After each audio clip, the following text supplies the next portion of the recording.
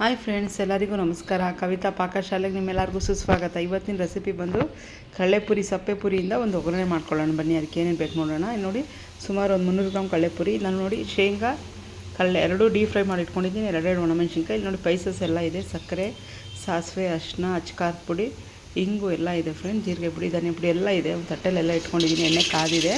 ನಾನು ಸಾಸಿವೆ ಹಾಕ್ಕೊತಾ ಇದ್ದೀನಿ. ಕರಿಬೇವಿನ ಸೊಪ್ಪು ನೋಡ್ತಾ ಇರೋದು, ಕರಿಬೇವಿನ ಸೊಪ್ಪು ಹಾಕ್ಕೊತಾ ಇದ್ದೀನಿ. ಚೆನ್ನಾಗಿದಾಗಿದೆ. ನಾನು ಡೀಪ್ ಫ್ರೈ ಮಾಡ್ಕೊಂಡಿದ್ದೀನಿ ಕಡಲೆಕಾಯಿ ಬೀಜ.